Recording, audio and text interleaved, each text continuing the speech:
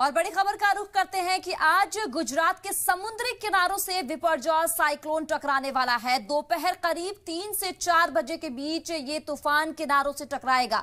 तूफान के टकराते ही हवाओं की रफ्तार 145 किलोमीटर फी घंटे तक पहुंचने की अंदेशा जो लगाया जा रहा है। रियासती और मरकजी सरकार ने इसे लेकर पुख्ता तैयारियां कर ली है। एनडीआरएफ, एसडीआरएफ की टीम जगह जगह पर तैनात किए गए हैं और लगभग 50,000 लोगों को भी महफूज जगहों पर पहुंचा दिया गया है।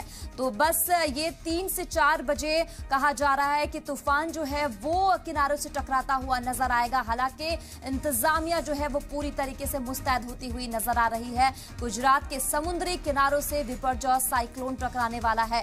दोपहर करीब 3 से 4 बजे के बीच ये तूफान जो है वो किनारों से टकराएगा। तो तूफान से टकराने की वजह से हवाओं की जो रफ्तार है वो 145 किलोमीटर घंटे की तक पहुंचने का अंदेशा लगाया जा रहा है। रियासती और मरकजी सरकार ने इसे लेकर पुख्ता तैयारियां कर ली है। पुख्ता इंतजाम इनका देखा जा रहा है। कई तरह से टीम यहां पर तैनात कर दिए गए हैं। एनडीआरएफ हो या फिर एसडीआरएफ की टीम हो, जगह जगह पर तैनाती कर दी गई है। 50,000 लोगों को भी महफूज जगहों पर पहुंचा दिया गया है और लगातार लोगों को कहा जा रहा है कि वो घर से बाहर ना निकले, घर के अंदर ही रहें, महफूज रहें, किनारों से यहां हटकर खड़े रहें, क्योंकि तूफान जो है वो जबरदस्त तरीके से आता हुआ नजर आ रहा है। तो गुजरात के समुद्री किनारों से बिपरजॉय साइक्लोन टकराने वाला है और दोपहर करीब 3 से 4 बजे के बीच ये तूफान जो है वो किनारों से टकराएगा। तूफान से टकराने की हवाओं की अगर रफ्तार की बात करें तो 145 किलोमीटर की घंटे तक ये पहुंचने का अंदेशा लगाया जा रहा है।